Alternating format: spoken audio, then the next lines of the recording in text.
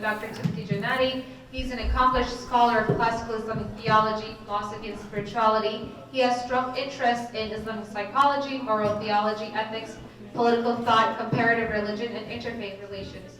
He is the president and active provost of the American Islamic College. Next, we have Farheen Mohammed, who taught math, social studies, and technology before starting her education administration career. She began her professional career as a software engineer, and right now she's a technical project manager at Horizon Innovative Learning Schools. And then we have Dr. Lionel Allen. He has over 20 years of experience as a teacher, assistant principal, principal, and chief academic officer. He's an education reform consultant, leadership coach, and a frequently invited speaker. And currently he's a clinical assistant professor of educational policy studies at UIC. I'd like to thank you all for coming, and now the floor is yours. Dr. Janati, we can begin with you. Thank you.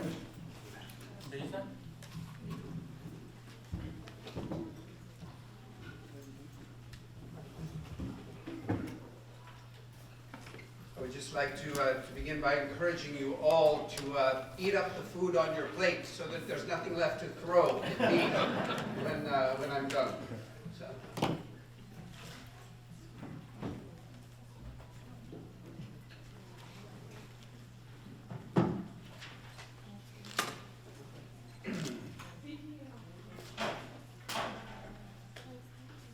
Bismillah ar-Rahman ar-Rahim. Bismillah ar-Rahman ar-Rahim. In the name of God, who is the loving nurturer of the creation and the all-compassionate. Walhamdulillahi Rabbil Alameen. And all praise belongs to God, who is the sustainer and the Lord of all realities, of all the worlds.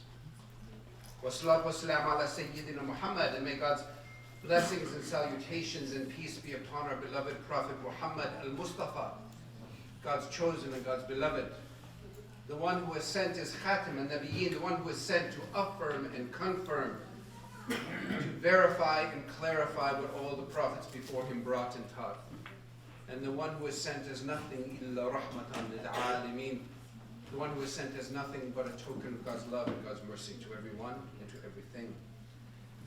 May God's blessings be upon him. May God's blessings be upon his beloved family, who sacrificed everything, even their own lives, for the sake of this faith and for the sake of standing for the vulnerable and the oppressed and the marginalized, standing for the sacredness of the creation itself. May God's blessings be upon them. May God's pleasure and blessings be upon all of the righteous and true companions who similarly sacrificed everything, so that one day we might inherit this religion intact and have our own opportunity to write our own chapter of Islamic history with God's help and blessings. Yarhamukumullah. May God's blessings be upon all of the messengers, those whose names we know and those whose names we do not know. May God's blessings be upon their families and upon their righteous and true companions. We ask for God's blessings to be upon their communities and upon our community and upon the world this day. We ask for God's blessings and God's mercy to be upon the indigenous peoples of this land who suffered such terrible violations and betrayals, and who continue, even now, continue to stand as our teachers, continue to stand for the sacredness of the creation and for our responsibility to each other and to the creation going forward. Wabarakatuh. I'd like to begin by thanking our hosts, thanking the Turkish community, thanking my brother Hamza, a former student who is now, mashallah, in graduate school, thanking Mustada Besa for her professional and wonderful introduction and management of the day. And I'd also like to begin by thanking my wife and children, even though they're far away in Toronto right now, because it's really their sacrifice that enables me to be with you. And it would be wrong for me to stand up here and to give a speech without acknowledging them and their sacrifice and their generosity to people that they will never meet, maybe, but their generosity. So I want to acknowledge my wife, Peggy, and my children in Toronto. So we begin in an uncomfortable moment. we root ourselves in this present moment, the exciting first days of Sha'ban, joyously anticipating the coming again of the blessed month of Ramadan, the month of revelation. Even before Ramadan was the month of fasting, it was the month for the descending of the Quran. It was the month of revelation. And so we must never, ever separate our anticipation of the return of Ramadan as we welcome Ramadan. It is as if we are welcoming God's self-disclosure, God's revelation to humanity all over again. And we want to meet that revelation with joy and with open hearts and open minds. But this is also a time of grief and anxiety. We all see the news, what's coming out of Ukraine. The world is watching, and innocent people violated and persecuted. We hear about the persecution of Muslims in India. We hear the stories from many other places, from Palestine and Israel. We hear the stories, and we see the fact that the world is not as it should be. We still live in a time of pandemic. This is the first mask-free event that I have attended in over 2 years. But we see, even connected to the pandemic,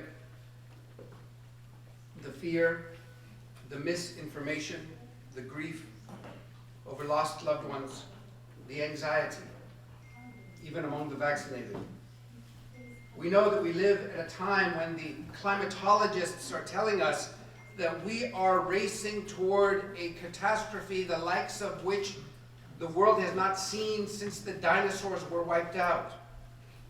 And that it's coming faster and faster. And even as that news comes to us, we are opening up new theaters of war.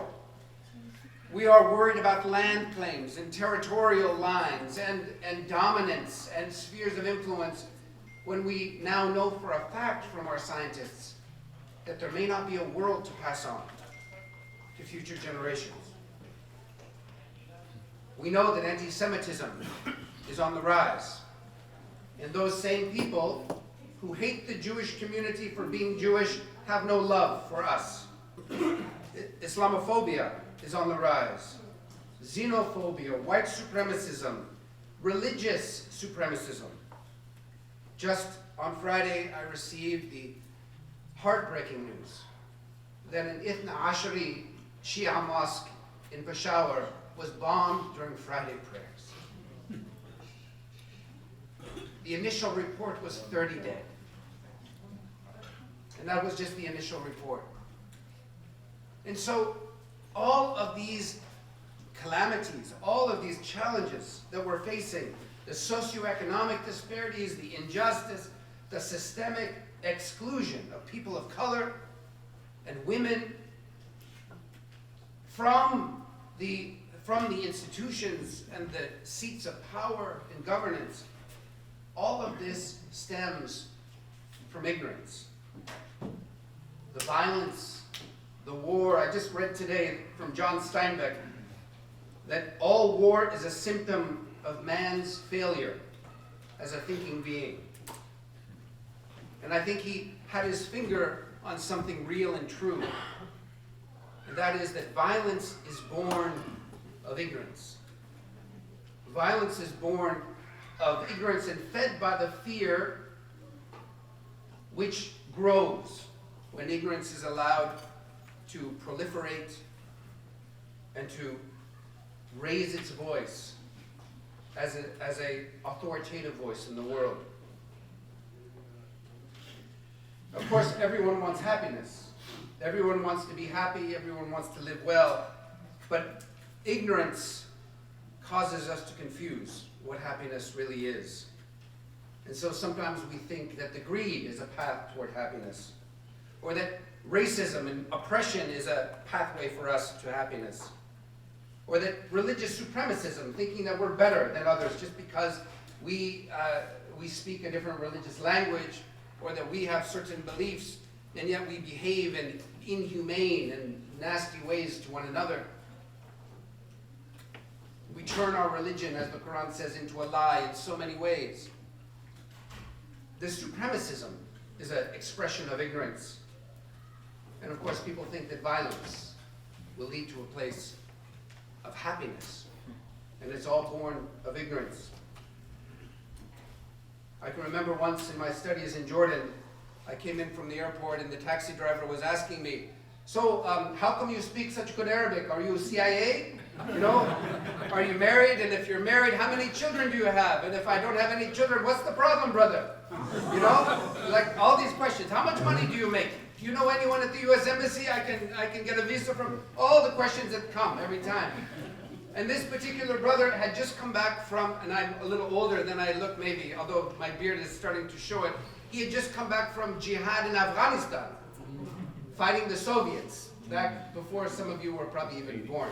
But I was already a budding young adult and back in the Middle East for research and studies. And I said, wow, you just came back from fighting the Soviets in Afghanistan. How was that? Oh, alhamdulillah, it was wonderful. And, you know, they ended up, you know, running away and going back to... And I said, but, you know, brother, the news now from Afghanistan is very sad. What news? I said, I hear on the news now, like on the BBC, that the Muslims are starting to fight each other. Killing each other. And he said, no, brother, there's no war between the Muslims. He says, the war now is just between the Muslims and the Shia. and I said, what do you know about the Shia? And of course, he knew nothing about the Shia other than they couldn't be Muslims. Right? I've had so many conversations like this where we say things in absolute ignorance and place ourselves on thrones of judgment over others without knowing anything about who they are. Another brother, I was getting a haircut in another part of the Middle East, and the brother getting his haircut next to me was talking about the Hindus. And that they do this, they do that. And I said, wow, it sounds like you must have studied Hinduism. Astaghfirullah, why would I waste time studying it? But you must have known Hindus or lived in India. Astaghfirullah, why would I do that? But he was so certain. And I said, brother, tell me what someone who has no understanding of our faith, if they're looking at the Kaaba and at the Haram in Mecca, seeing us go around a black box in the desert, crying, weeping, trying to touch a black stone, what would they think with no understanding? They're all a bunch of rock worshippers in the desert. Astaghfirullah, how can you say that? I said, brother, this is what judging with no understanding looks like.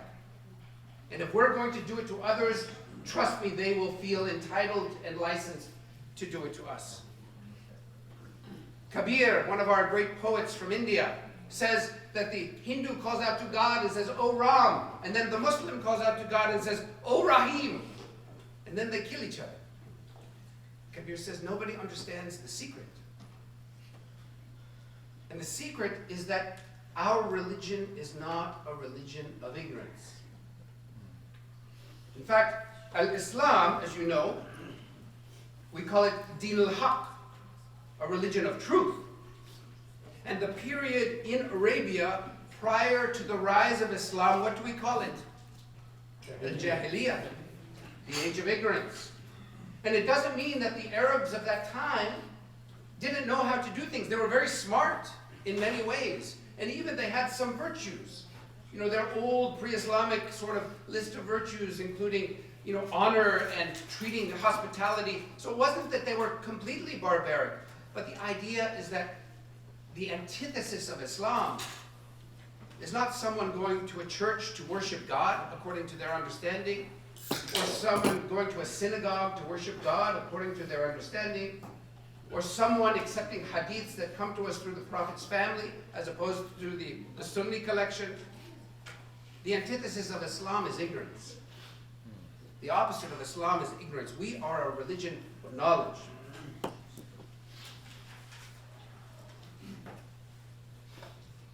So what is the key to our revival as a community, as an ummah?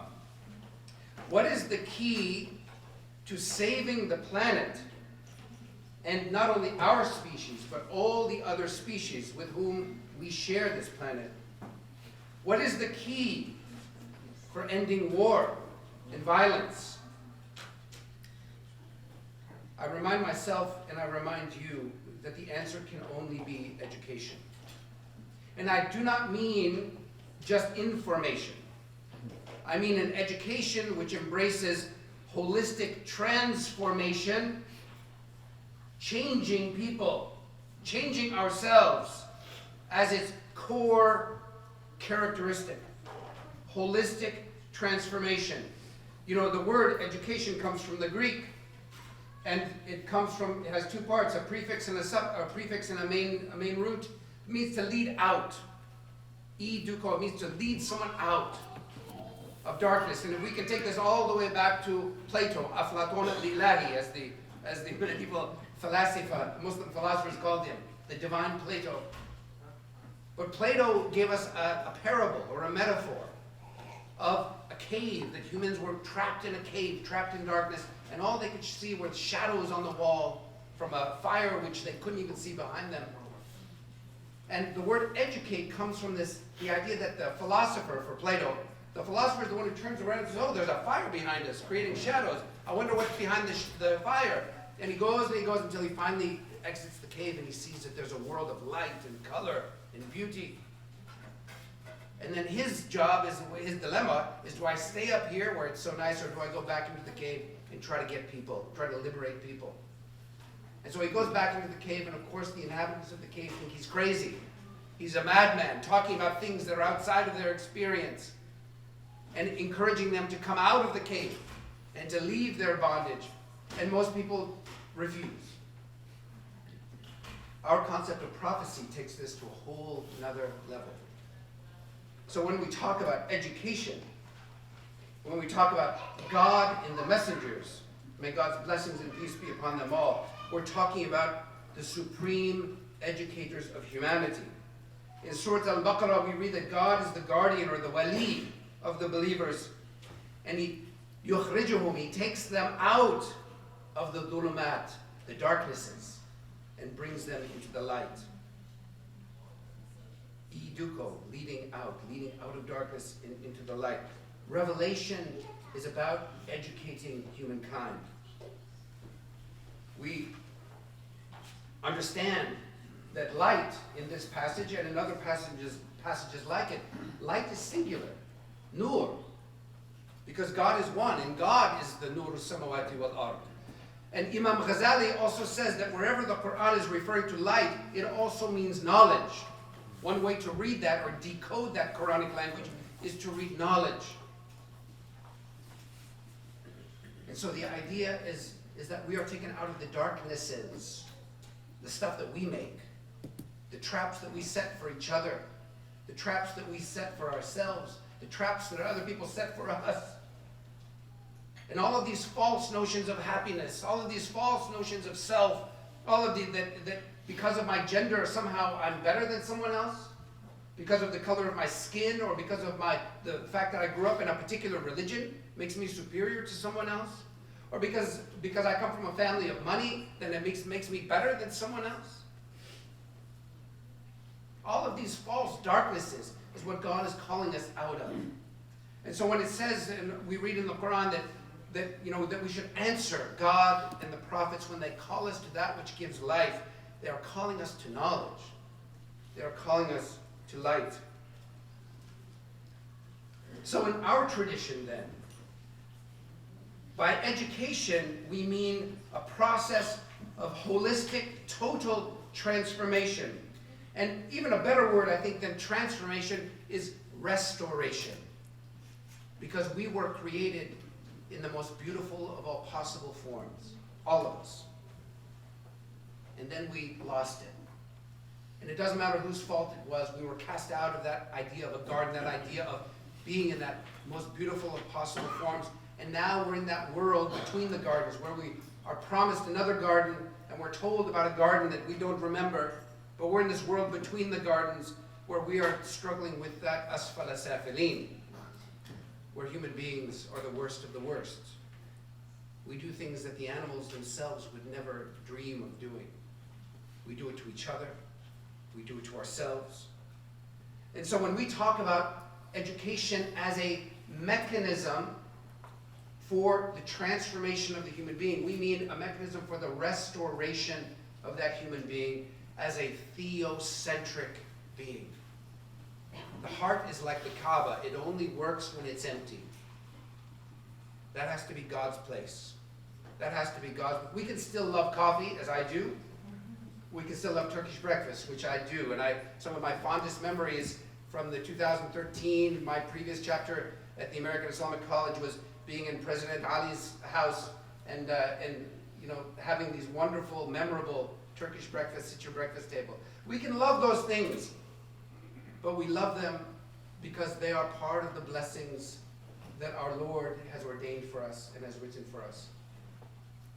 And so the heart has to be emptied, and part of this process of restorative, transformative education has to include the emptying of the heart of everything that is in competition with God.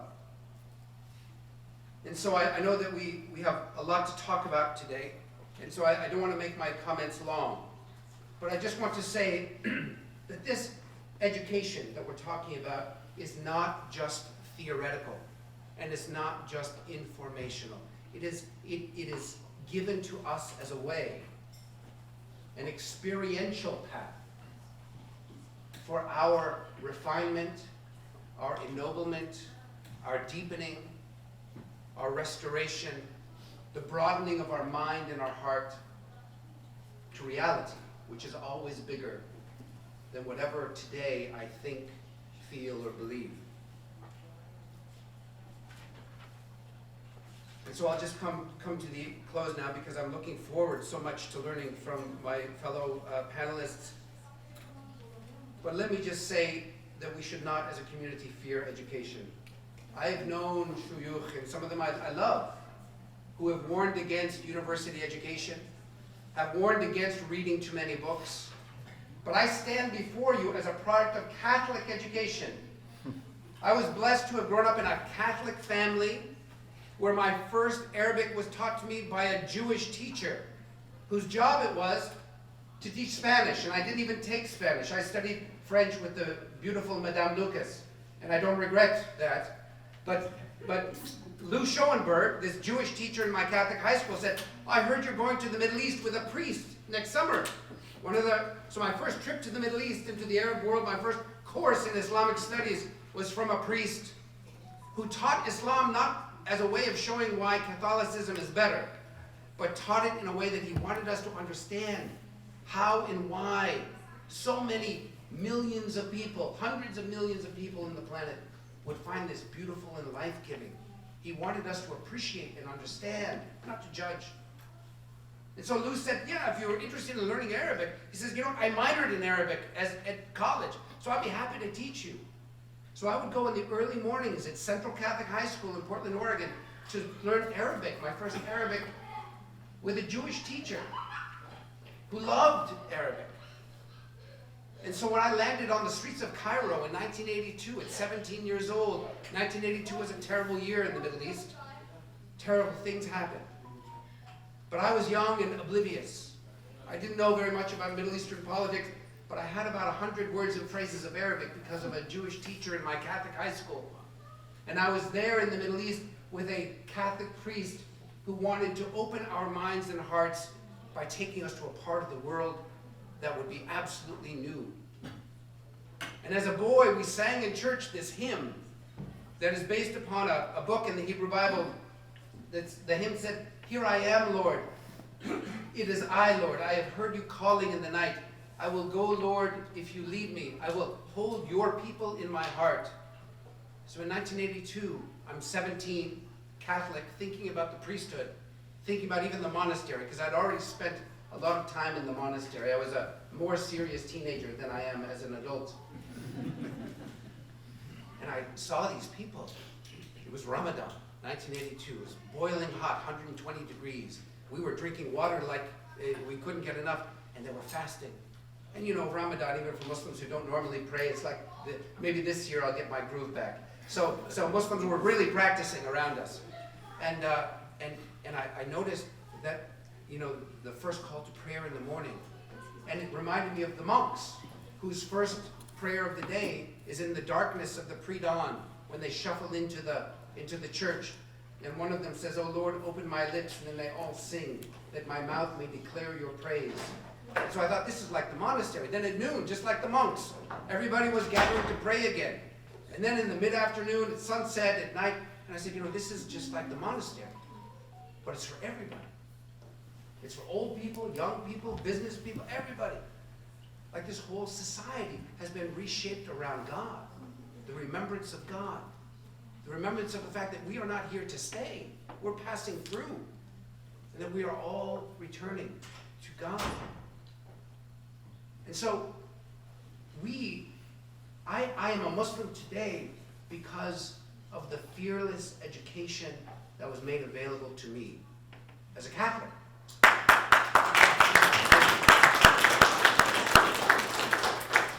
And I want to say to my community, my ummah, that we should never ever fear education. Islam is so beautiful. We may become angry at the Muslims. And there are lots of days when we're angry at the Muslims because they're not living up to the prophetic ideals of this beautiful faith. But we are angry because we are outraged by the betrayal of this beautiful faith by people who are doing terrible things in the name of this faith. Education is the only way that we will rediscover what this religion is about. Education is the only way that we will set right other people's ideas about what our faith really is about, what we really believe and how we really live.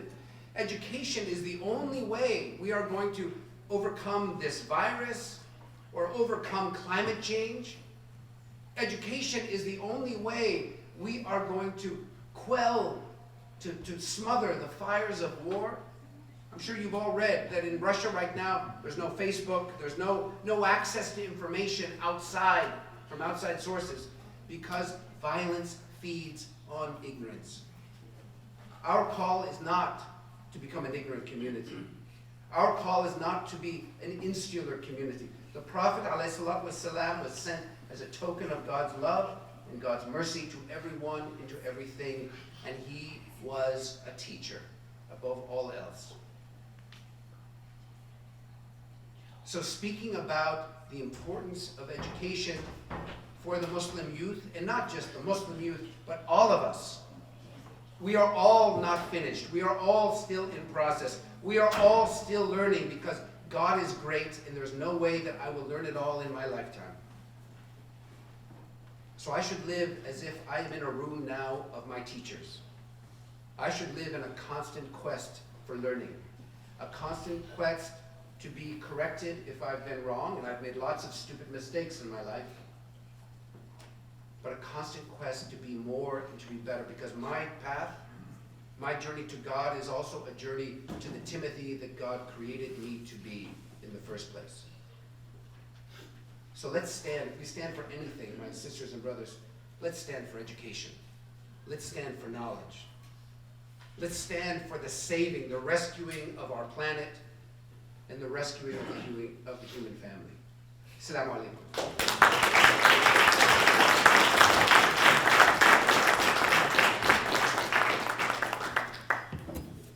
Assalamu alaikum. Alaikum assalam. Bismillah ar-Rahman ar-Rahim. Alhamdulillah rabbil alameen. I bear witness that there is no God but Allah, and I bear witness that Prophet Muhammad sallallahu alaihi wasallam was a servant and his messenger. I thank Allah for this deen of al-Islam. I thank Allah for calling me to the field of education. As a teenager, believe it or not, I knew that my journey was going to be spent in schools at a very early age, although I didn't tell anyone. You don't tell anyone at 15 you want to be a teacher, you want to get beat up, right? You want to call you a nerd and put you out the cool club. But I knew that this is what I wanted to do.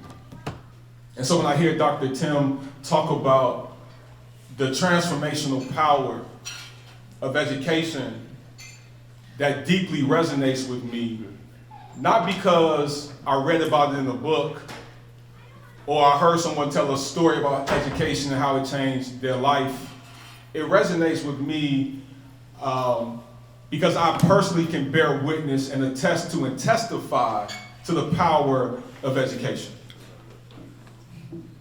So I grew up on the southeast side of Chicago.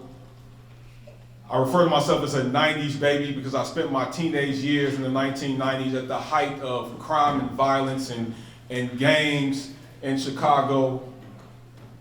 And I was born to a Christian mother and father and raised in a household where we went to church. Not every Sunday, but we went to church. That was sort of my faith foundation early in my life. My first exposure to Islam wasn't in a masjid or a mosque or a temple.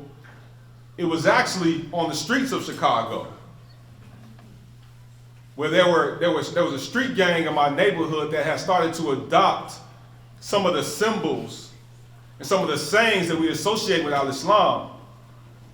And there was something about listening to those brothers talk. It was something about the symbols that they were graffitiing on garage doors that piqued my interest.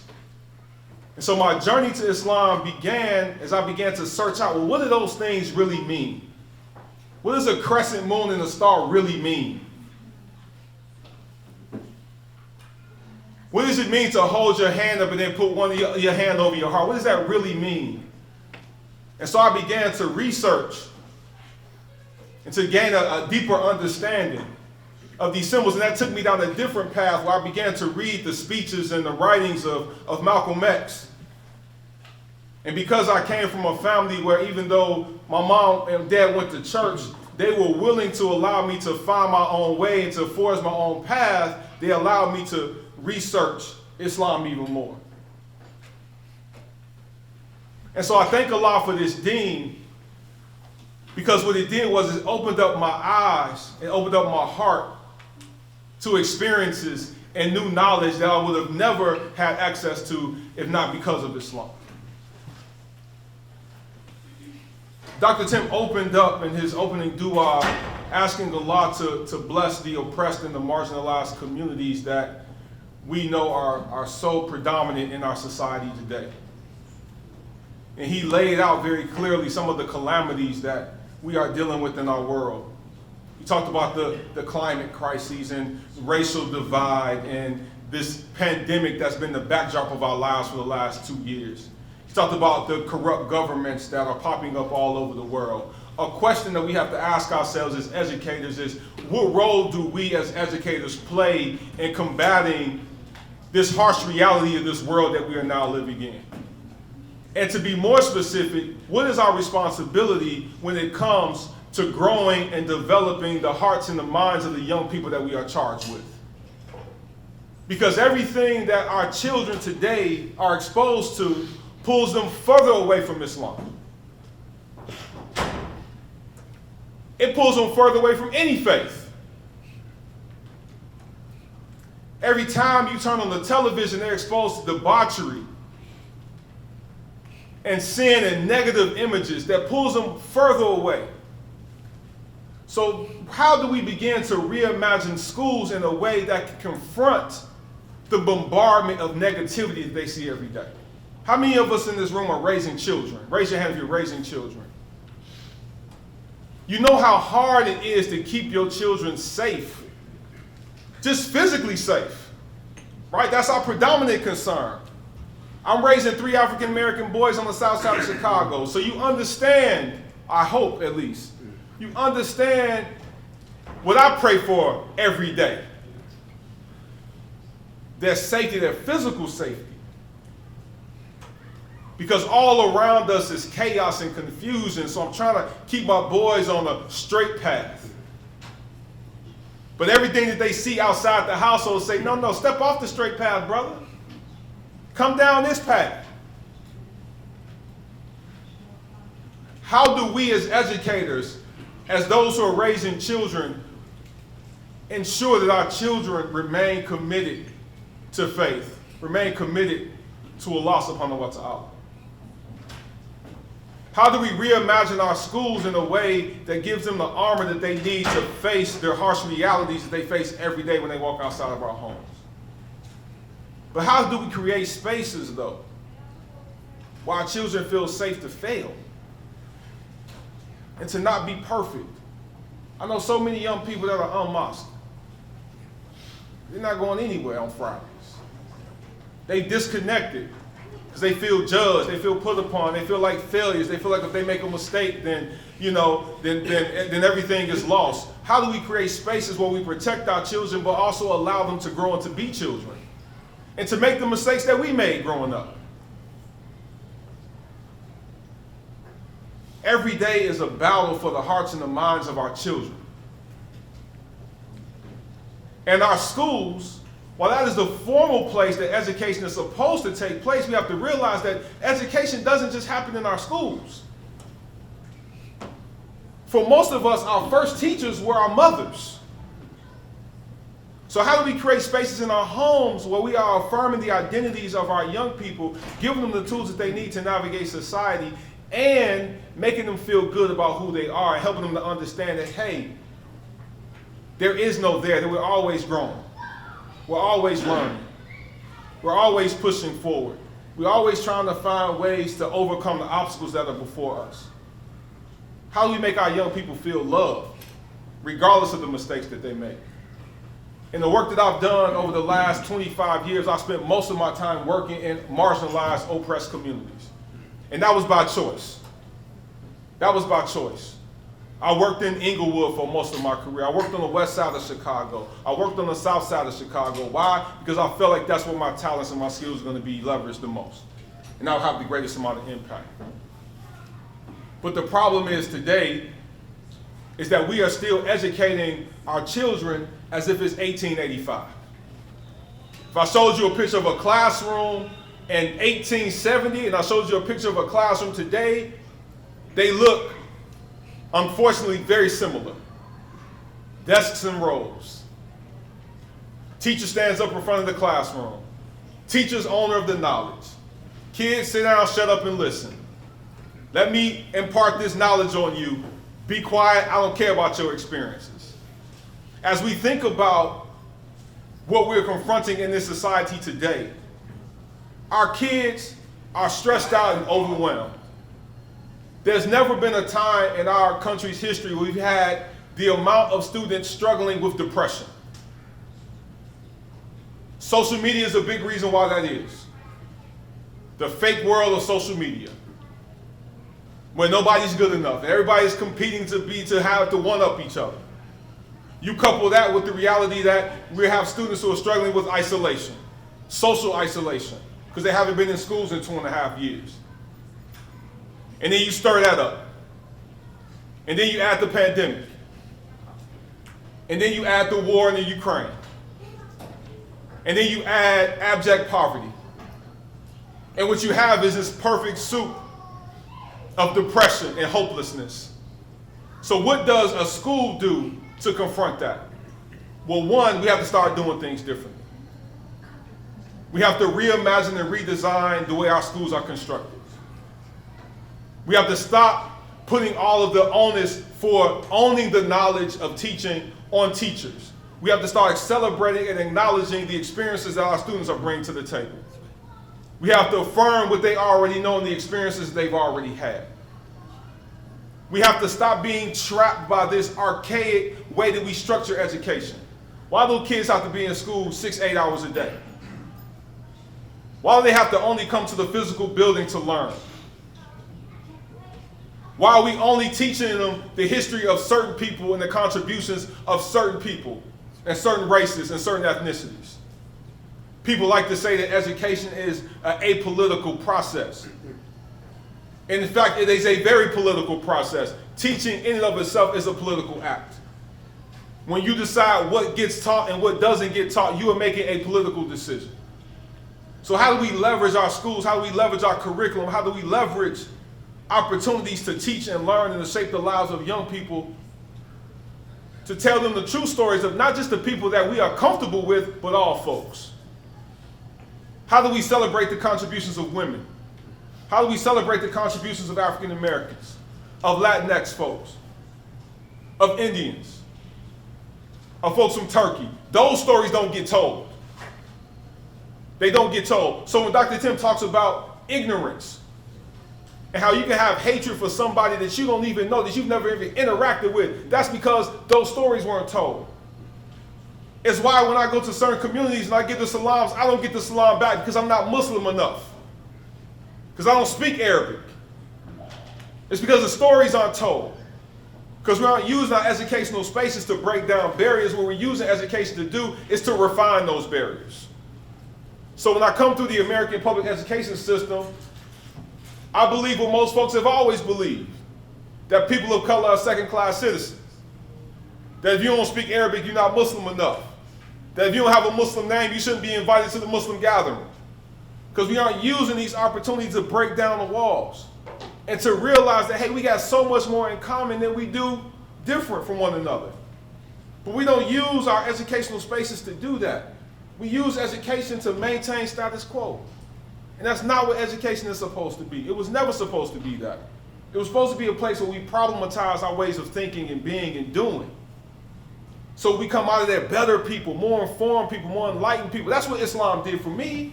It made me more enlightened. It made me more enlightened. Dr. Tim said, hey, Islam is not a religion of ignorance. But you know what it is? It's a religion of justice. But we're not using our spaces to build social justice warriors. We're not using our spaces and arming our people with the tools that they need, our young people to walk out and say, no, that's injustice. And as a Muslim, I reject that. Regardless of who's the victim of the injustice. We have to start reshaping and reframing how we do school, how we do education, how we empower our young people to take control of their educational lives, to make them feel good about being in our presence, being in our schools, affirming their experiences, and say, hey, even though what you're going through now, I never went through, even though you got on those skinny jeans, and I think they look horrible, even though that music you listen to is awful, I can't even understand what even though those things would make up their experiences, I gotta validate that. I gotta use that as an entry point. Yeah, you listen to Lil Boozy or whoever it is, okay, cool. Let me go find Lil Boozy's tape. They don't even make tapes no more. It already has Tupac and J. Cole. Right, whatever it is. I can't even think of the most popular artist. G Herbo, whatever his name is. We so quick to judge though. Oh, that's not Islam. But if I can use G Herbo to implant Islam in a young person's life, then alhamdulillah. But that's what we should be doing in our schools. We should be making young people feel good about themselves. When I was CAO, and I'm gonna stop talking, when I was CAO of Urban Prep, all of our students were African American males. These young brothers have been forgotten about. When we started the school, and the school started in 2006, only 2.5% of African American males who graduated from a Chicago public school was gonna earn a college degree. 2.5%. In 2006, this isn't Jim Crow South America, this is Chicago in 2006, and less than 3 out of 100 African American boys were gonna earn a college degree. That's what we're dealing with, right? And so we talk about the work that we should be using our schools for. It is rooted in justice. And even though maybe a smattering, maybe a small handful of those young men that we worked with back in 2006, I was there from 2006 to 2018, excuse me. And even though just a smattering of those young men were Muslim, it didn't matter. Because we were fighting oppression. We were fighting against a system that is designed to keep people of color, in particular African American males, in a position of subjugation and oppression. And so as a Muslim, it is my responsibility to fight the fight. That in and of itself is a jihad, what we're fighting against in this country, to empower people of color, to empower women, to empower the voiceless, to empower those who never get an opportunity to be their full authentic selves. People who feel like they have to diminish themselves. That's how our young people feel. They have to diminish themselves when they get in our presence. They don't feel good enough. And that's unfortunate. So as we think about education, as we think about what the future of education holds, I want you all to have a deep understanding of the transformational power of education. And again, this is not something that I read in the book. This is something that I can bear witness to personally. I am not here. Whatever credentials that I've been able to amass with the blessings of Allah, it's only because of the power of the educational experiences that I've had. Thank you all so much.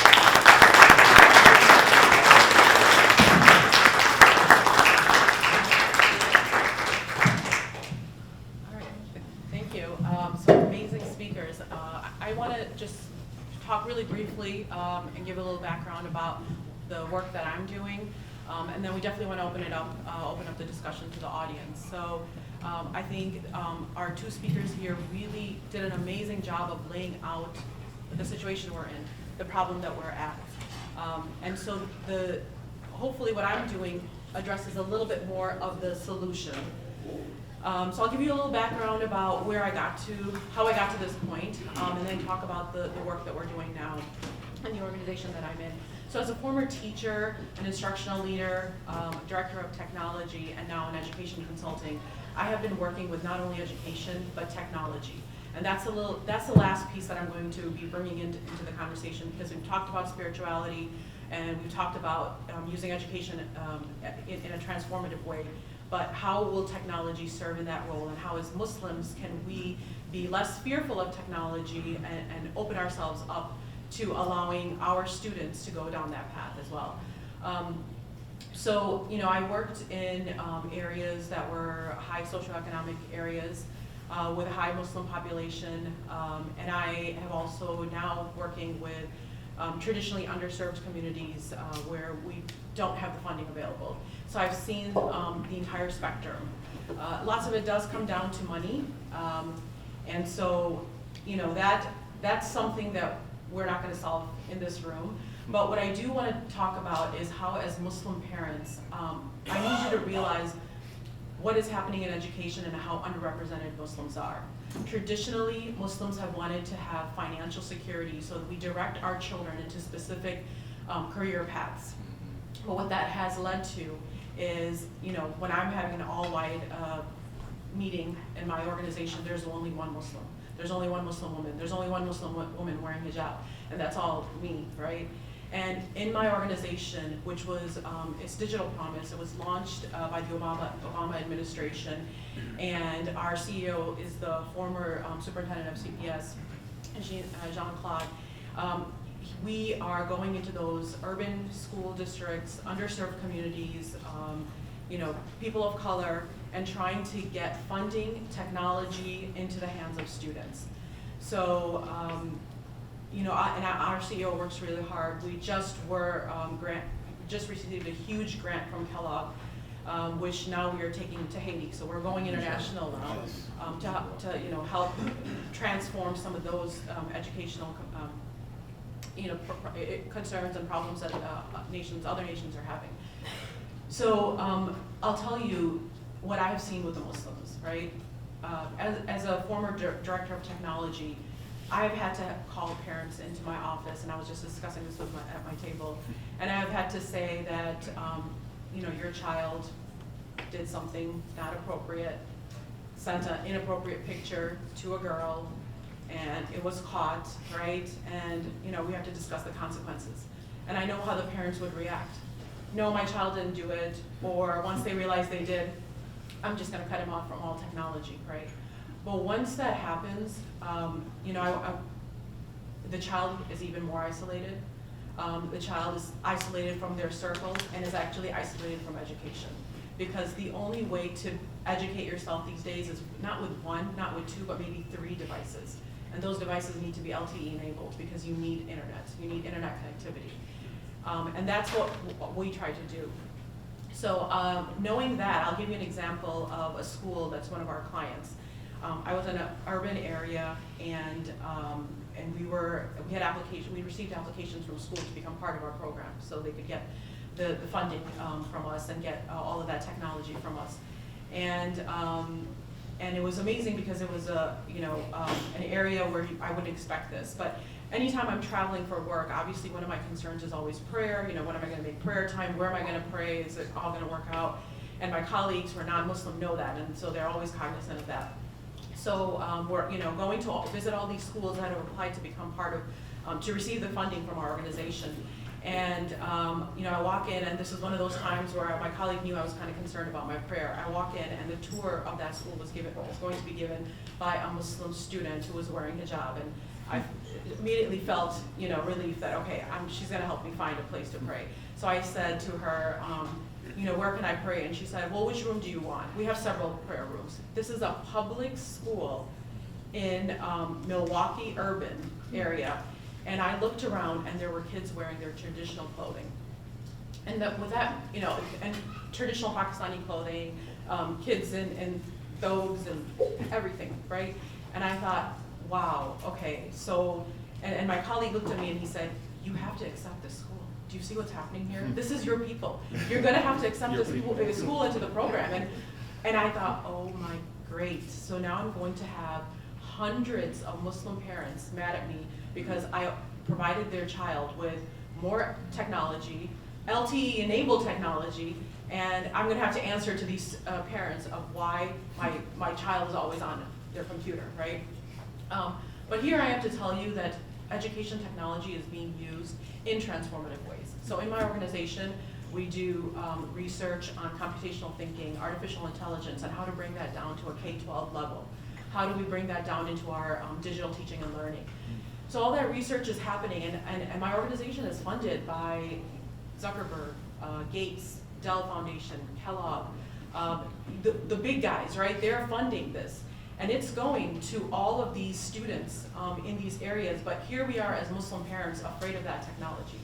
So what happens when our students are going into the medical field, but here I am talking about artificial intelligence and computational thinking, and there is no Muslim representation in that research. And there's no women in that research, and there's no women of color in that research, right? So that's what happens when we have made up our minds about what education should look like and what success looks like. When we have predetermined those notions, then we are isolating our communities from other areas that could transform our societies. In schools, what we have done is we go in and we bring in more technology, and we bring these walled gardens, as we call them, where we allow students to make mistakes. We want the students to go ahead and make a mistake under the watchful eyes of educators so that we could tell them what are the best practices, what's good for time management, what's good for executive functioning skills. And your students are competing with children who are being taught to use technology 24/7 and how to use it in a collaborative way, how to communicate, how to be creative in it. And the way that we are going to allow ourselves not to be scared of technology is if we allow our students to be the creators of content, not the consumers of content. And if Muslims aren't the creators of content, then what does that content look like?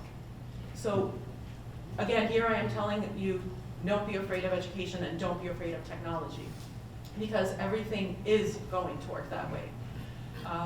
And so I really, just want to give you that background, and I know because we're kind of running out of time, definitely want to open up the discussion and kind of hear from all of you and what your perspectives are, and so, we'd be able to address it. That sounds good. Yeah. Thank you.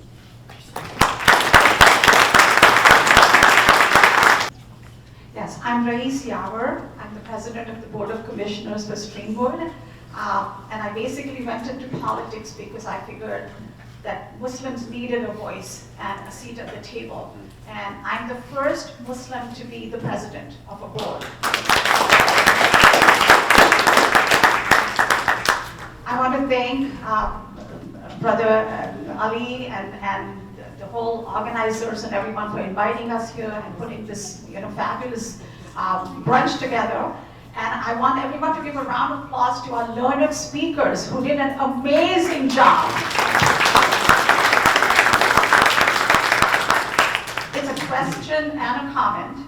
I personally believe that children learn from example.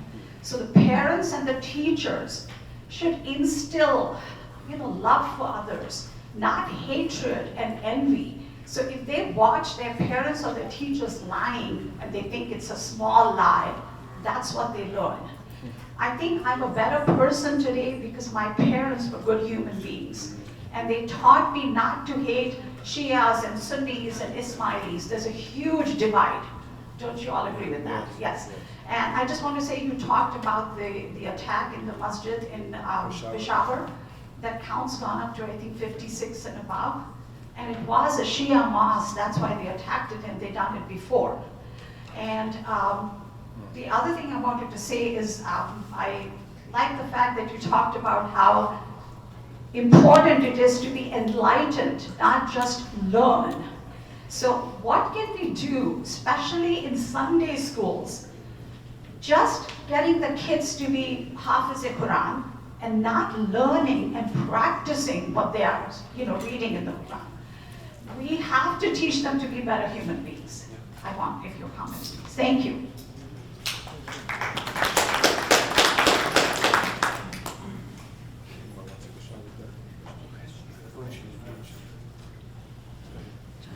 So if I understand your question correctly, it's how do we teach young people to be better human beings? Yes. Yeah, so there's a lot of research out there about the importance of teaching cultural competence, which is helping students to be able to relate to and engage with people from cultures and backgrounds that are different from theirs.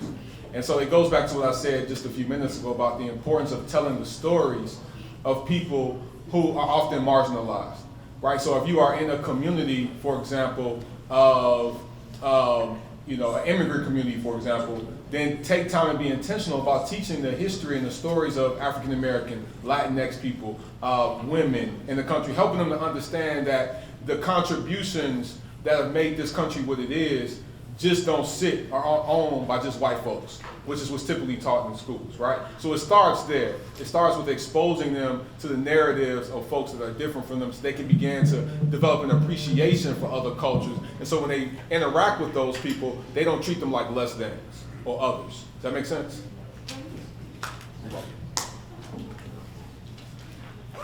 Can we have the next person actually come up to the podium if that's okay? And while you're coming up to the podium, just please come up. I just wanted to reinforce that. The idea of these powerful stories. I just learned the other day I was spending an evening with someone who had the privilege of knowing Honorable Elijah Muhammad personally. And the question came up about fasting in December. And she had an opportunity, just because she knew him well, to just ask him, like, I thought Ramadan was, back, a couple months ago and it's on the lunar cycle. And Elijah Muhammad just said to her, sister, just tell me, how do you think I'm going to get my community, right, to go from absolute, enslavement and debauchery to a place of fasting and God-fearing? Do you think that they're just going to switch overnight and all of a sudden it's going to be Ramadan in the lunar schedule? He says, how do you think I'm going to get my community to fast and to pray and to live a godly life? It's going to take some steps, some intermediation. And when she told me that story, I was in awe of the fact that and again, I mean, people can agree or disagree, but the idea is that that innovation, if we can call it that, was for the sake, in the service of mercy, and in the service of transformation, and in the service of providing some kind of middle step, right,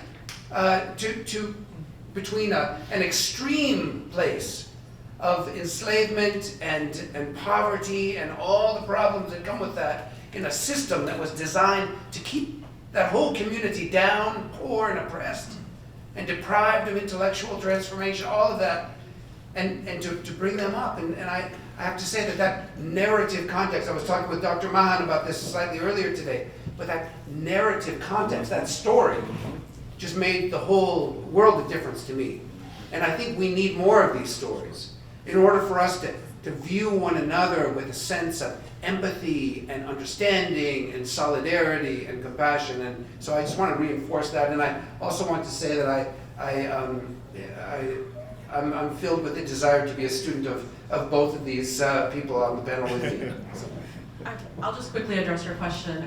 Having served as the curriculum chair for Islamic Center of Naperville and then being on the board of Islamic School Carriers of Light, I kind of wanted to just offer some practical responses to what you're asking.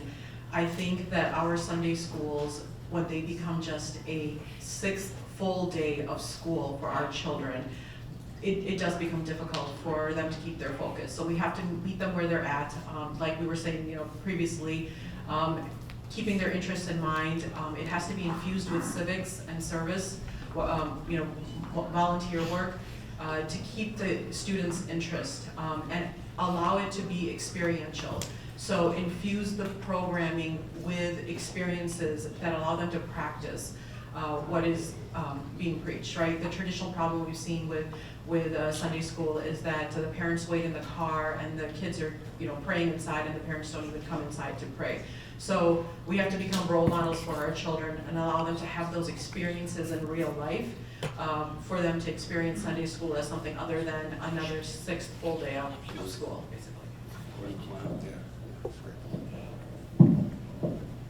Assalamu alaikum. My name is Khalid Siddiqui. I'm actually not from Chicago area. I'm from Rockford, Illinois. And this is I think I had the best decision to join this meeting because I learned in just last hour. Very good. And actually, I thank speakers to point the real problem. I have a question for both of them. I know also every community have the Sunday school, and our community actually decided to be in Rockford in 1998 to start the Islamic school. So we have Islamic school in Rockford area, which is a very remote area, and it's almost, it's been over 20 years. We have the school and we have Sunday school. And as what you call the promoter of the school, we're working at that community. I think we have failed to communicate this information and education in our Islamic schools too. And unfortunately, even we try to do whatever we can do, mission statement, telling the teacher, we unfortunately fail to deliver, even in Islamic school, the education, the real essence of the Islam. What our guys say is 100% accurate. We need to educate ourselves. We don't want to have just some stereotype Muslim or another Muslim school. Unfortunately, most of the Islamic schools are just a Muslim school. It's not giving. I want to ask you guys, with all, we have Sunday school and Islamic school, what we can do in the school where we are in charge to deliver the education, to deliver that information, to transform that schools to make the Muslim, which have a heart in Islam, just not graduated from the Islamic school and going to the big universities. We are focused, I think, have to be changed. And unfortunately, I'm standing here after 22 years of having Islamic school full-time in the Rockford, Illinois. We're struggling with financial, but we cannot deliver. I have to say that I am failed to deliver that statement you told us, like to educate, to make them really understand what Islam is all about. Can you advise us? Tell us what we have to do when we're running those Sunday school, when we're running the Islamic school, and what are the resources we can get and have infused in the teachers and the principal and the administration of that school, that how we can achieve the goal. If we cannot achieve the goal where we have full control, how we can going to change the community? Question. Mrs. Why don't you do this?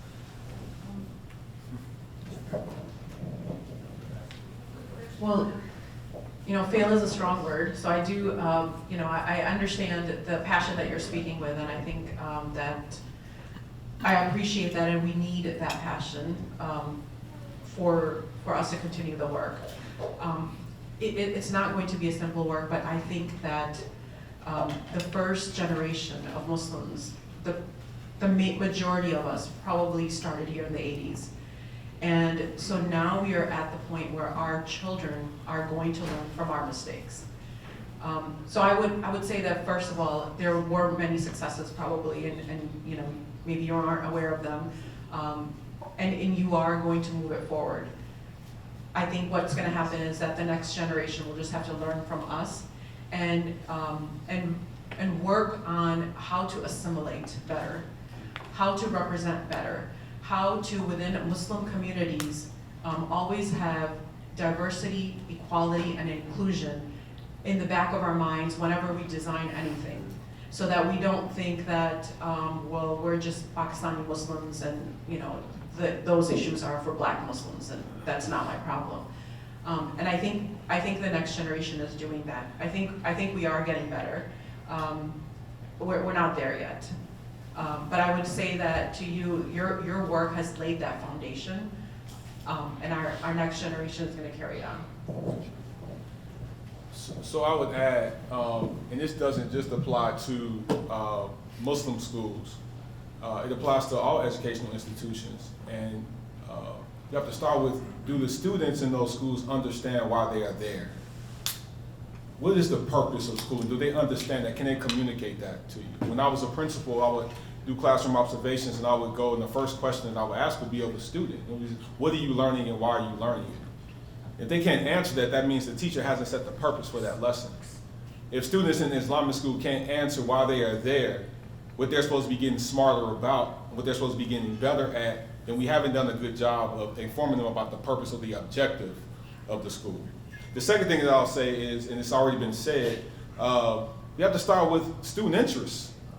Right? We want them to fully invest, not buy in, but invest mentally, intellectually, and emotionally in the educative process. Then the only way to do that is by finding out what they're interested in. So what we have is a bunch of schools with students in them who are engaged in mindless devotional obedience. I'm just here. I'm here because mom and dad paid tuition, I have to be here.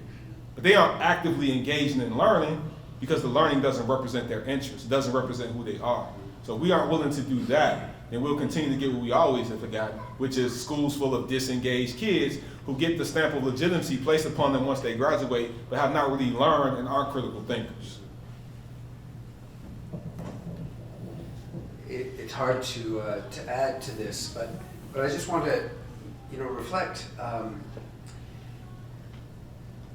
experience. So I've lived a good part of my life north of the border in Canada, and the province of Ontario has a motto: Ontario, yours to discover. And I've often reflected, this is the way we should be teaching Islam. We teach Islam as it's a prefabricated, sealed up, airtight system that gets imposed upon the youth, and their thinking, their contributions don't matter.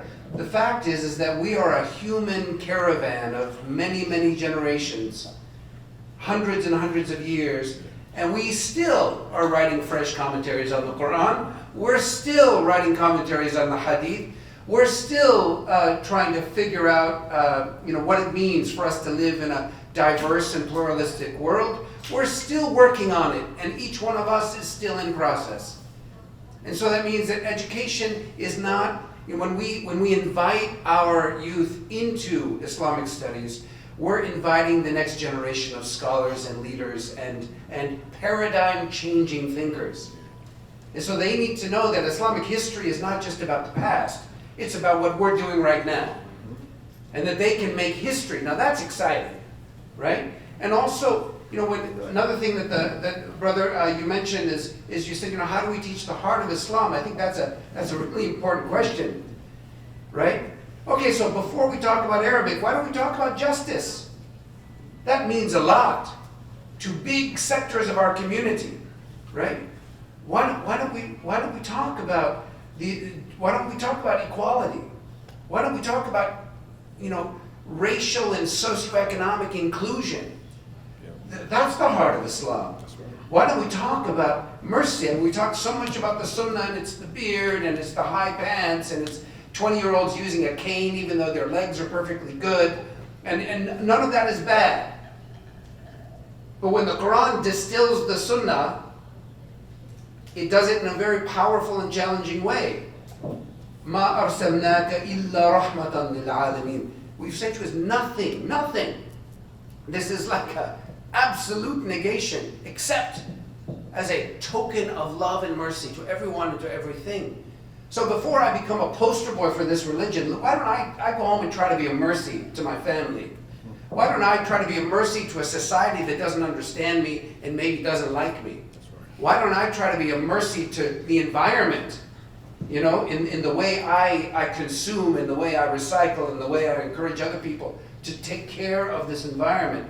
And, there's so much that we can talk about that isn't just about memorizing the Quran without any understanding. Now, I'm not saying that that's bad, because the Quran is also a sonic experience. So memorizing the Quran is a beautiful, beautiful thing, and it has a deep impact upon us, even when we don't understand the Arabic. I can remember hearing the adhan, even though it's not like purely Quran, hearing the adhan on the streets of Cairo at 17 for the first time, never imagining that one day that adhan would be calling me. Right. Wow. But even as a Catholic, I made sure after that first day in Cairo, I made sure that I was, in every subsequent trip to the Middle East afterwards, I made sure that I was up before the mu'adhin and I had my coffee and I was ready for the adhan because I didn't want to miss it. So even Arabic without understanding can have an impact, and I think that needs to be recognized. But that's not the transformative power of Islam. The early Muslims were transformed because of the love and the mentoring of a man who saw in them not what they were, but what they could become. And we are not giving our children, and even as a father, failing is a strong word, but I have to acknowledge I've failed more than I've succeeded probably. I have not even given my own children enough of a sense that I see who they are. I see them on the horizon. I see who it is that God is calling them to be. And God is not calling for the enlisting of mindless drones to populate the mosques. We should be educating our children to be changers. And this religion is not finished, right? Islam, as it resides with God, is perfect and whole and pure. But what we're living is in process, because we're dealing with ourselves. We're dealing with an interpretation that has largely been interpreted by men for men. We have to, and we're not to dishonor them. But they had their time and they were rewarded for what they did, and now it's our time. And our eyes have been opened a little bit wider when it comes to certain issues that were invisible to them. So the time has come for our generation to rise up and to really, together with God's help and blessings, write a new chapter of Islamic history that we will then pass to the next generation. And our kids need to know that Islam is theirs to discover.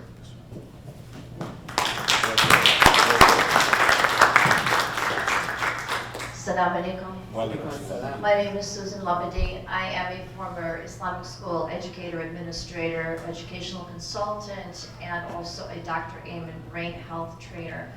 I resonate with so much, so thank you. I have immensely appreciated coming here. Again, it's like the first time in 2 years we've been out any place without a mask. And I wanted to mention to Rais and to share with you that when you've got mothers and fathers who are both working these days, you really do need to rely on the weekend Islamic school, and in many cases we know that they can be much better. And even my own children, of which I have 4 adult children, my husband will tell me stories from Palestine, and I say to him, why didn't you tell our kids these stories when they were with us? Because now they're all pretty much out of the house. The ability of parents to give their own kids their Islamic education, it needs to be filled in oftentimes by either full-time Islamic schools or by our weekend schools. And I wanted to share with you that I've been invited to join a new board that is addressing the need of weekend Islamic schools and after-school programs. It's called WISER, and it is now applying for its non-for-profit certification. So you might go to, I think they're working on the website right now, wiserusa.org. At the upcoming ISNA Education Forum that will be on May 13th through 15th. On the 13th, on Friday, there is a pre-conference that is devoted to the weekend Islamic schools. We are making the program right now. If you have any ideas of what you would like us to include, I would appreciate that you write to me and give me some feedback, because we are going to be doing this on Friday the 13th. We're encouraging 9 o'clock to 5 o'clock. Anybody who is involved with weekend Islamic schools to come to the pre-conference. My email is susan@susanlabadi.com, and I would really love to hear from you. Thank you so much. Thank you. Assalamualaikum warahmatullahi wabarakatuh. Walaikum salam. Brother Lionel, good, UIC. You guys see in the building. I was an UIC when I first moved to Chicago. My name is Rohani Nayan, and currently I'm the CEO of the Chicago Muslims Green Team, the first Muslims Green Team working on environmental my background, being a CEO, is very, very new to me. I consider myself as new to Chicago. I moved in 2014 to join my husband, Michael Thomas, who's a professor at UIC. Brother Lionel works very closely with him. I've been trying to get him to get involved. But my background, I just wanted to give a little bit of my background so you know where I'm coming from. My bachelor's and master's in teaching English as a second language, which is something I love to do, teaching English. And my PhD is on, my dissertation title is Reading Jihad, looking at identity development and literacy practices of children of Muslim immigrants in the US. And that's why I didn't want to talk, because I tend to talk a lot, but then I thought what I have to say is pretty important. And so I said, here I am. Brother, mashallah, you're not a failure, brother, from Rockford. You are on the path of success, because the first part to finding solution is acknowledging you have a problem. And you know what your problems are at your, in your community or your school. So that's a very good part. Because now you can move forward to finding the solutions and exploring. And no solutions is 100% perfect. And this is one thing I think we Muslims tend to forget. And a lot of the time, I came to America in 1985. My mother was illiterate because grandfather didn't believe in educating women. And so my mother didn't know how to read or write. My mother taught me number 6 has a big bottom. Number 9 has a big head. And that was the literacy that I was exposed to. I was never read bedtime stories. And so that's why when I came to America, when I trained the teachers, especially white American teachers, how to teach literacy to children of immigrants, I emphasize on knowing the literacy. And literacy means the ability to understand signs and words and letters. And a lot of the time people think literacy is reading and writing. But now, there are many different literacies. Literacy is no longer one. And we Muslims, we tend to focus on giving intellectual literacy. You must know how to read, how to write. But we forget about the other literacies. So here, in all my work that I do, and especially in designing, I've designed Sunday school, weekend school, women's group, and everything else. I focus on 7 types of literacy. Sorry, I'm a little bit nervous here. The first one is spiritual literacy. And this is very important because this is where we taught God consciousness. Who is Allah? What are Allah's attributes? Why must we love Allah? I grew up in, whenever, I asked a lot of questions as a child. And when I asked my ustazah, why did this happen? Why did Allah send Prophet Muhammad to the Arab and not to Malaysia? My ustazah always said, shut up, Rohani, you ask too many questions. She didn't know how to answer. And so in my teaching, I encourage my students, no question is stupid, no question is ridiculous, ask, because that's what the Quran wants us to do. Ask, and then Iqra, read, so that you know the answer to your question. So instead of fearing of Allah, yes, we should fear Allah, but let's focus on the love of Allah. So God consciousness is important. Number 2, moral literacy. That is self-directed literacy. We must teach our children the values of telling the truth, the value of being kind, the value of moral literacy is what lacking right now. How many of you notice your children are always like, the way they talk to you is not nice, sometimes very rude, and I'm just like, moral, focus on the moral. So moral literacy is important. Teach your cultural moral literacy to the children.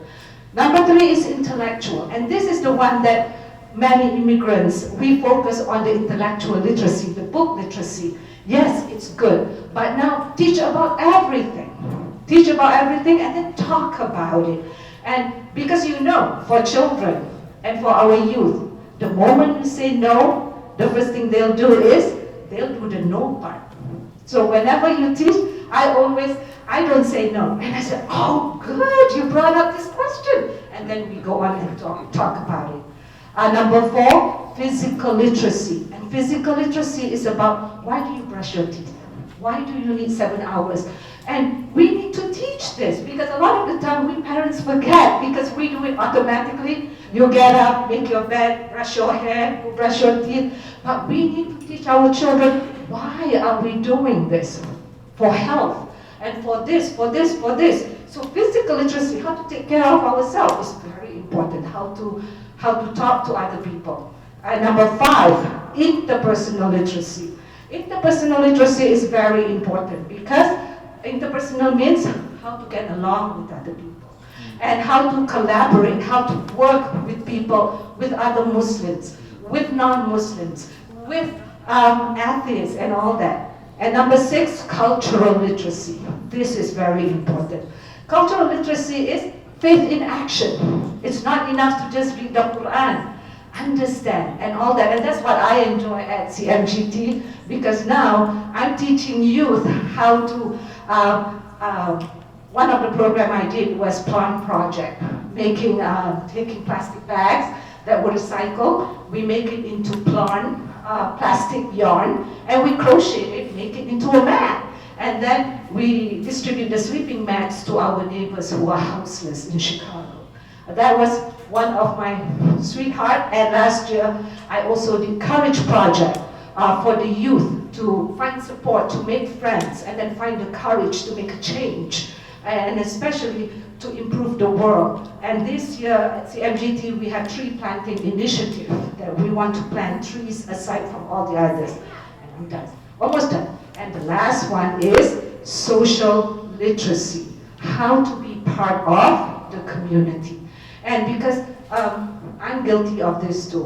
We are now so deep into our electronics, and I'm not saying it's bad, because I always believe that it's easy for us to blame social media, but social media also has the good stuff. And even though I didn't like TikTok that much, but my children, my students, and the people I deal with, they are learning from TikTok. My daughter this year learned 10 recipes from TikTok. And for Thanksgiving, and she cooked the recipes from TikTok. And so for everything that we have, like our sister here said, don't be afraid. There's always good. And so we must be ready to embrace the bad and the good, talk about it, and then make a decision. Because at the end of the day, Allah will ask us, I sent you some resources, did you take it up? I gave you lots of books, I gave you internet, cell phone, you have everything in your phone. What did you do with it? We will be asked about this. So if you are interested to know what I do, and especially I love Sunday school, and in fact, we are now forming Green Team at Downtown Islamic Center, the first private project in Illinois. I'll be very happy to share the curriculum that I have and some tips that I have. Thank you so much for your input. For the sake of time, if we can keep the discussion a bit shorter so we can get to as many people as we can. Assalamu alaikum. Alaikum assalam. My name is Fatima Mohammed. I'm a board member of Illinois Muslim Civic Coalition. I'm also a student of American Islamic College. I'm also a treasurer of the Nigerian Islamic Association. I have a question. I also teach Islamic studies. My question is, we are trying to teach the youth about modesty, enlighten them about Islam, teach them how to live a better life. But we have some parents who are against these things. How do we go about it? You teach these children how to be modest, how to eat right, the Islamic way, how to do everything right. Then when they go home, their parents tell them, oh, she's too religious, leave her, just forget about what she said. Or she's too modest, don't worry about it. The next thing they come to you and say, my mom said, or my dad said, my parents said. During this pandemic, I had parents calling me saying, oh, my children is in a big mess. She don't listen to me. She don't do what I tell her to do. I don't want to use the word they use. She is F up. I said, then why are you calling me? Then they tell me, oh, you used to teach them Islamic studies, things you tell them to do. And I said, but you are opposed to it. So what do we do in case like this? It's very hard. Because the parents are between the teachers and the children. So the children are confused, don't know what to do. So I need some advice. Thank you.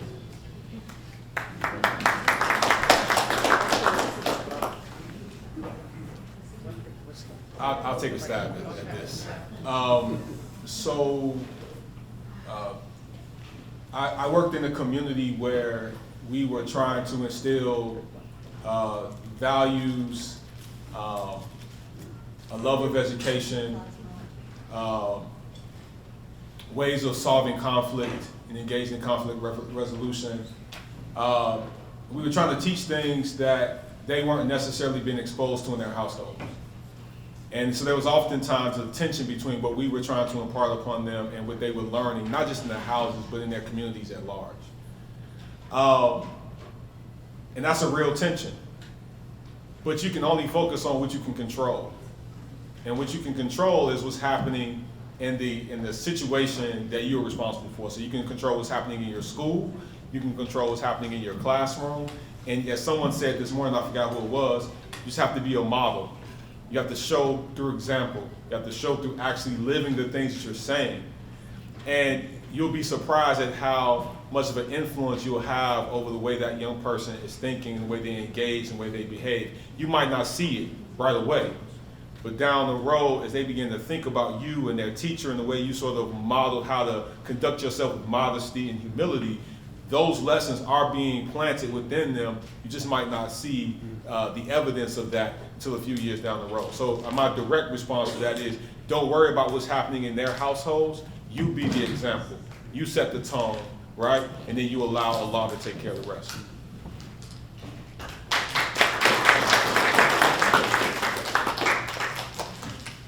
That's a very tough question, but the only thing I could add to that is that part of any program that we design, there are some crucial parts that need to be included in that design, in that program.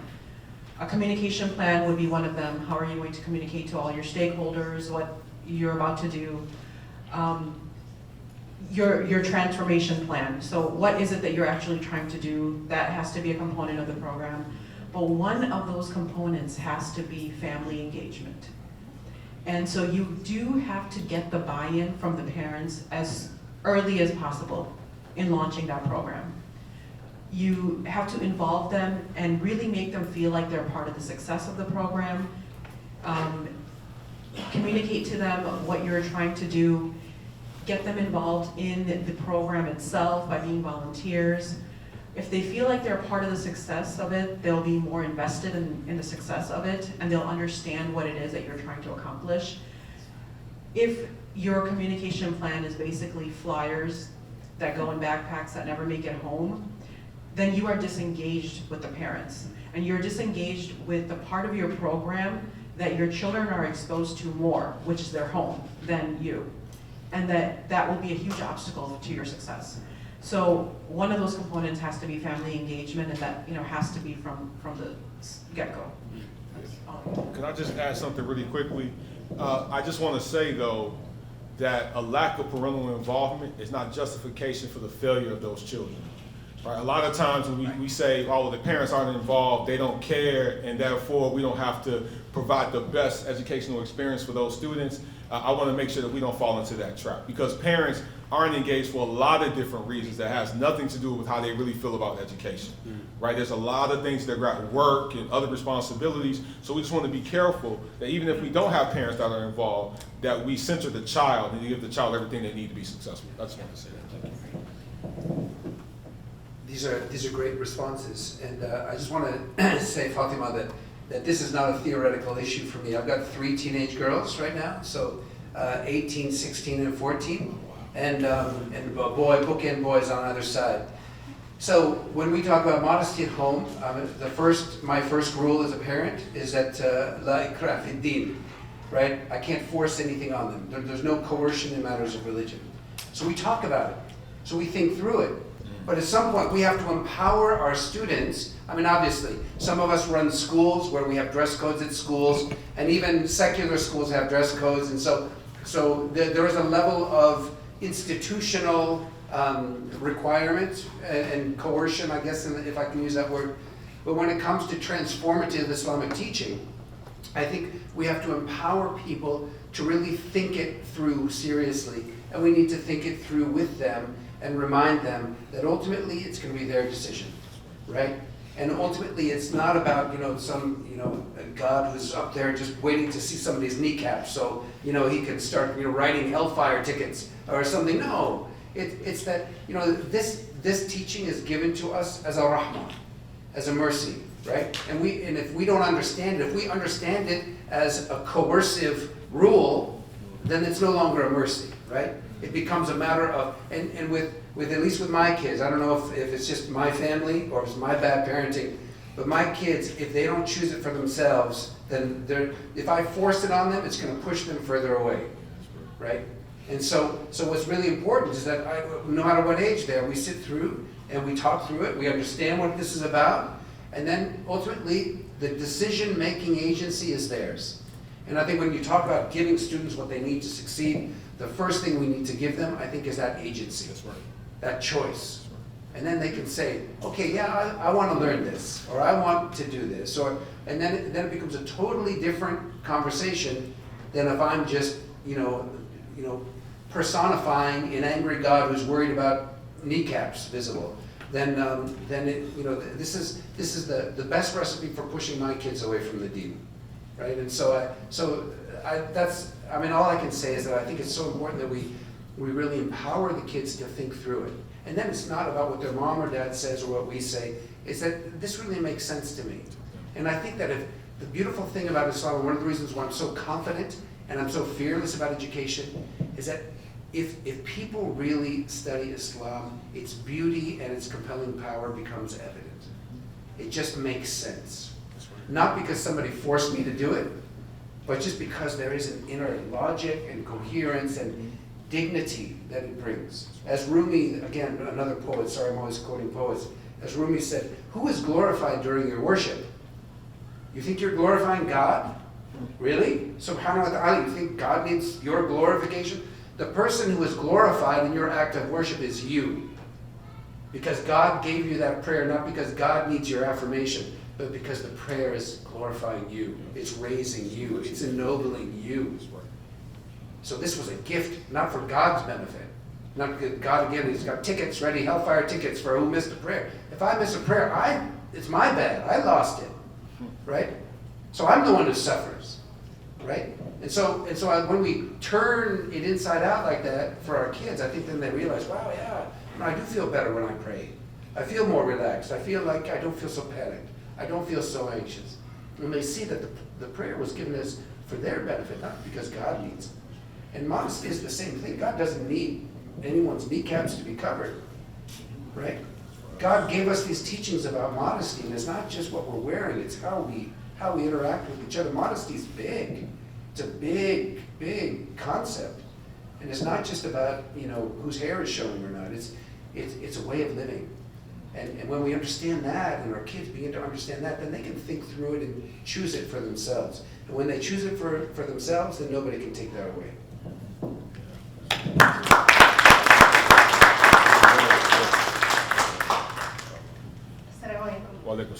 My name is Munir Curtis. I actually come technically as a representative of Oak Park Muslim community, but I'm actually asking this question as a parent of a child who has Down syndrome. I don't know if this is a plea or a question to you, but I just want to share a brief perspective that I have as a parent of a child. I have 4 children, 2 of whom are in 5th grade. One of our children has Down syndrome, is in public education, is doing very well, mashallah, doing math and other studies in a general education classroom. However, our deficit with this one of our 4 children is in Islamic education. And I found that in the Islamic schools, in our communities, various Islamic schools, the thought of teaching children who have other learning ways, because whether it's Down syndrome, intellectual disability, whether it's on the autism spectrum, we don't address it. We don't address it, we don't recognize it, and we feel that we're quote unquote doing them a favor when we have another classroom to the side and we're quote unquote teaching them their own curriculum. And so I ask as a plea to our community and also to you as leaders who are educating us today. How can we instill in our community members, and what do we as parents of special children with these disabilities, what can we do to help people understand that they're going to be adults who are Muslim, who need to still learn how to pray, who need to still understand who the Prophet was. And they still have character, good and bad character, that we need to teach. But I don't know, we're left with doing it on our own. And I ask, what can we do as parents and as a Muslim community? Well, I think it starts with what you're doing right now, which is to tell that story, right? Let people know what your experience is like. Talk to people about how your child is being in some ways excluded and ostracized from the full depth and breadth of the educational experience.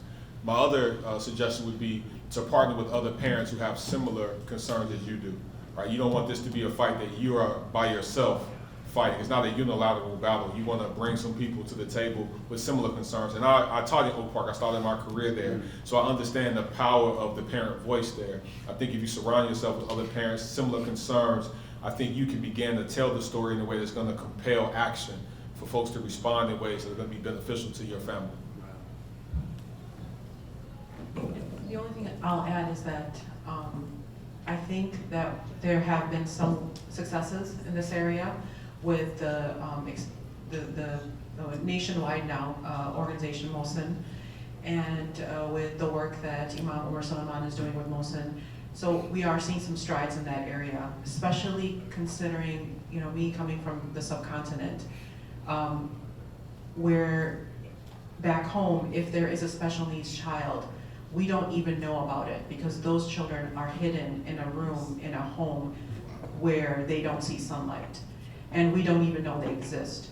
So we are coming with that, you know, that bias, that mentality into this Western world and having to shed those notions that we had, that those children need to be locked up in a room. So considering that, not that, you know, that should hinder any progress, that should make us work harder. But you know, I am grateful for what is being done, and hopefully with people like you telling your story, we will continue to make progress in this area. Thank you.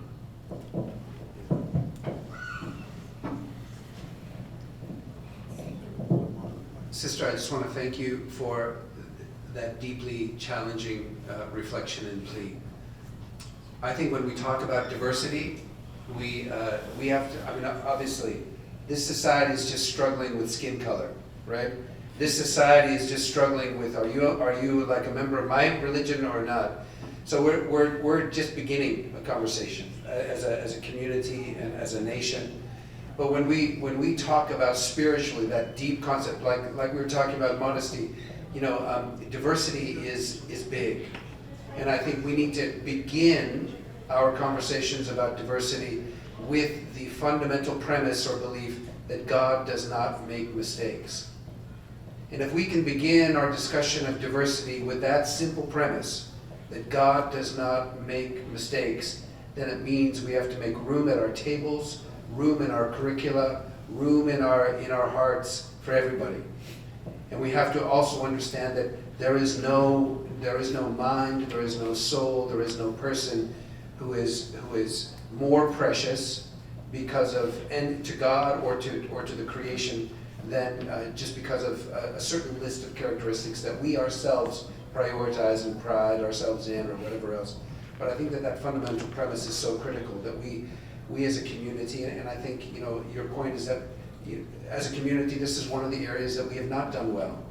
And so bringing that story to light and other stories like yours to light is just so important to help us diagnose a growth area, an area that we really need to grow. Because when we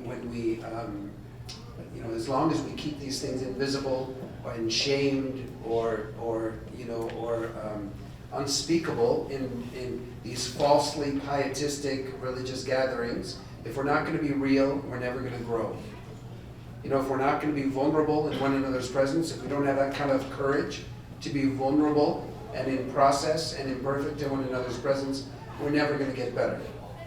And so our first commitment, I think, on this commitment to diversity is that premise that God doesn't make mistakes.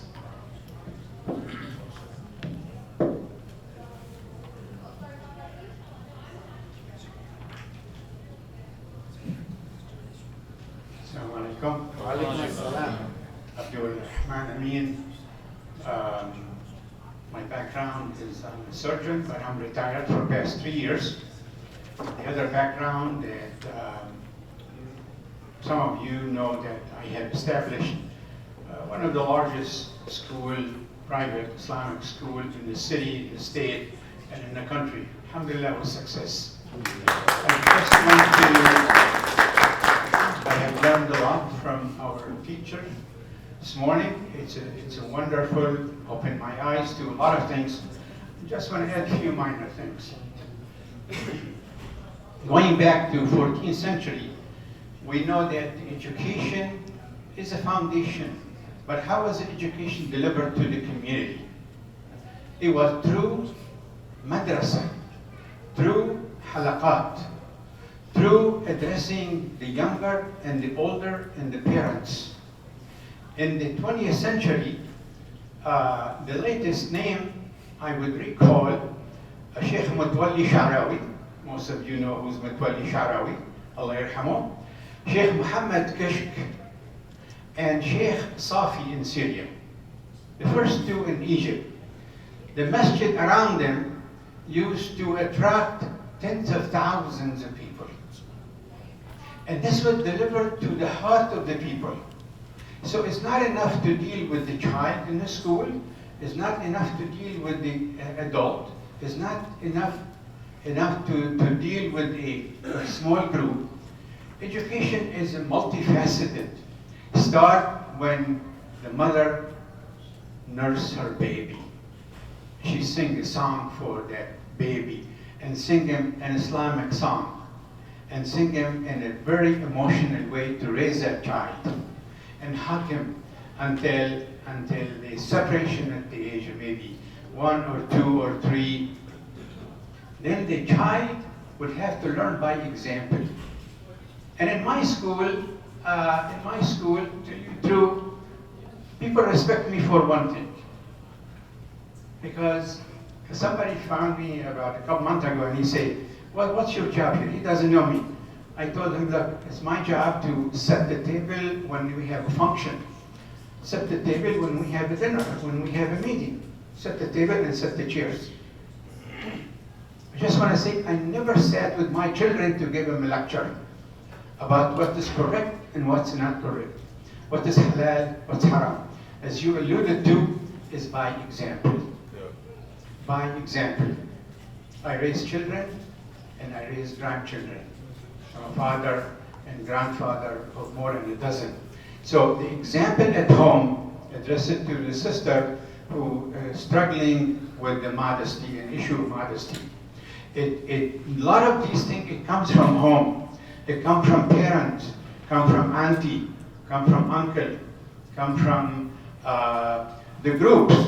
And it's very important to have your son or your daughter be associated with the group. So you should know who is your son playing basketball with, who's your daughter going to the movie with, and how do they choose the movie, and how do they choose the scene on the internet.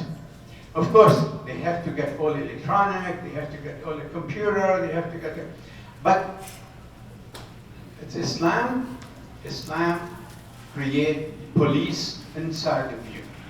If you can create that police who watch you, now why don't you cross a red light at 12 o'clock at night? Because you may think there is a police officer watching you in the corner. He's going to give you a ticket, he's going to flash you in a few seconds. So if you can create a police officer watching your heart since the childhood, since infancy, that's a success of life. I've tried Sunday school. I taught in Sunday school for 10 years. I've been working with our school, Universal School, for 32 years. I've seen children going perfectly straight, and even children going astray too. So Islam is not one size fits all. It's not one size fits all. You have to tailor. You have to tailor your education. Education is a foundation to everything, just like Professor Nadi said. Islam started with Iqra. The first word was Iqra. And one of the saying that لا يزال الرجل عالما ما طلب العلم فإذا ظن أنه علم فقد جهل, just like what Dr. Nadi said. Once you think you learn everything, you're an ignorant. So you continue to learn. And I'm learning. And as he said, he's still learning. And I'm learning today and tomorrow. And in my 70s, I'm still going and attend seminar, even seminar, medical seminar, although I'm not practicing, but I still want to learn. So Islam, I just want to summarize it. Islam is not one size fits all. You need to do it at home. You need to do it on the weekend. You need to go with your children skiing. You need to go with them skiing and see who they're skiing with, who they're playing basketball with, who they spending the evening with. You need to make halaqat. You need to have a family gathering. You need to have you associate with who's wedding you go and what you do in your wedding. And so you need to educate your children, and we talk about the children, actually. So you need to be with your child 24/7 until he's separate from you, until he's married and out on himself. And one of my children, actually, we went to Umrah together, and he was observed. He was very close to me. We went to celebrate Mercy about 3 years ago. We went to Jerusalem, and then we went to Mecca and Medina. And we were about 50 people. So some people, my son was in charge of entertainment because he sang nasheed. He has nasheed tapes. This is not a commercial, but it's not a commercial. They have 2 or 3 CDs, and they established about 5 years ago when they were a group in California. So he was invited to go as an entertainer and make nasheed throughout the trip of 18 or 19 days. Anyway, so the people watched him and they say, your relationship with your father is different than all of us and over what we see. What's your secret? What's your secret? He said, my father used to be with us 24/7. When he's not in surgery, he dedicated everything for us. on a weekday, on a weekend, at night, in a homework, in a breakfast, in a trip, in a bus. When we go in my van to go on a trip, my father used to sing for us many hours. I learned to sing from him. So the issue here is you need to be watchful, you need to be committed, you need to give by example, just like you're going to say here. By example, and thank you very much. Jazakallah khair for your wonderful day. I'd like to thank our audience members for their beautiful stories and their insightful input. Finally, I want to invite Fatima Siddiqua from the Illinois Muslim Civic Coalition for a quick announcement.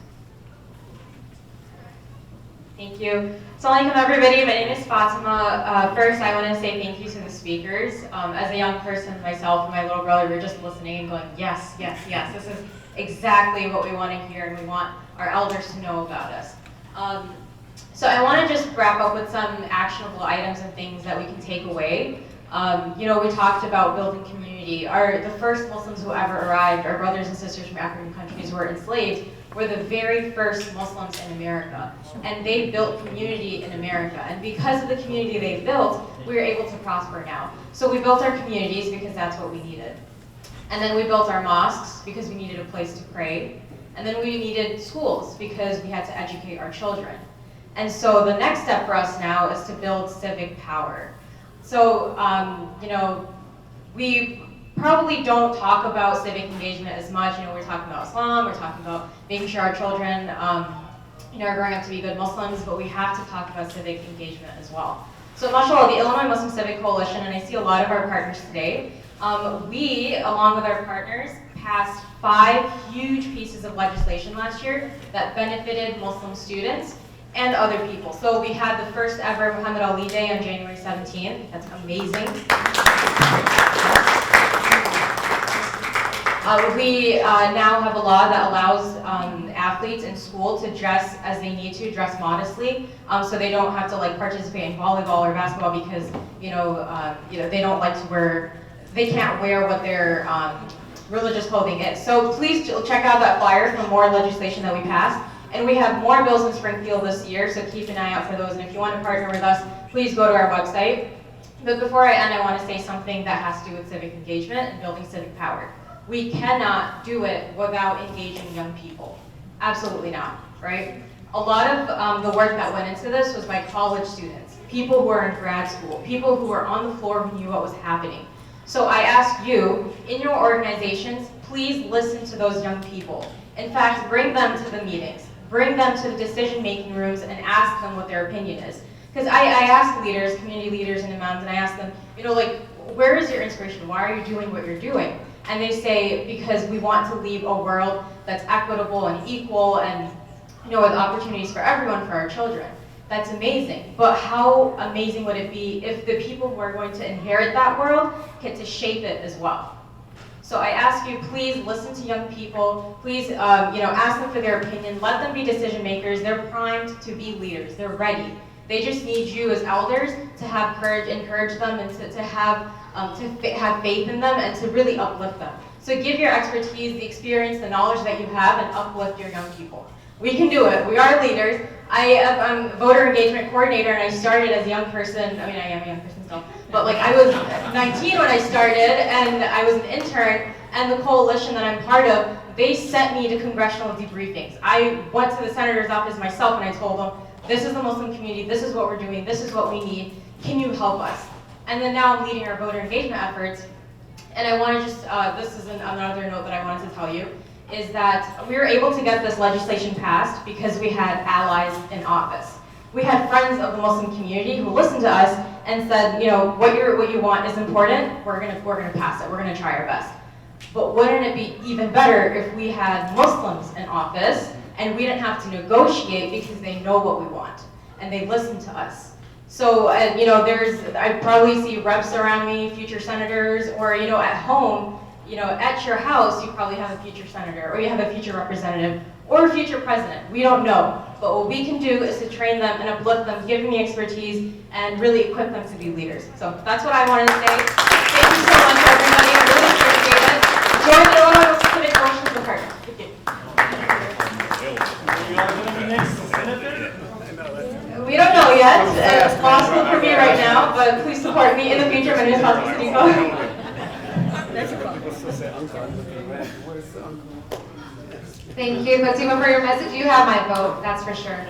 I'd like to, because we're closing the event right now, we're running out of time. It's been wonderful. I'd like to thank our speakers and our organizers, the Illinois Muslim Civic Coalition, the American Islamic College, and the Islamic Society of Midwest. For the last time, I'd like to remind everyone of the flyers. Meet your Muslim neighbor. If you haven't filled it out, please do. We're going to collect them. It's a wonderful program. And I'd like to invite Muhittin Ali Uysalar and Ridwan Uysalar to the stage to present the gifts.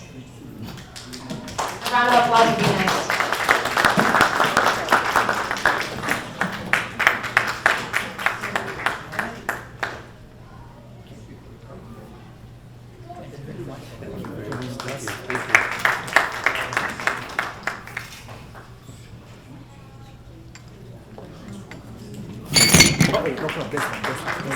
Appreciate it.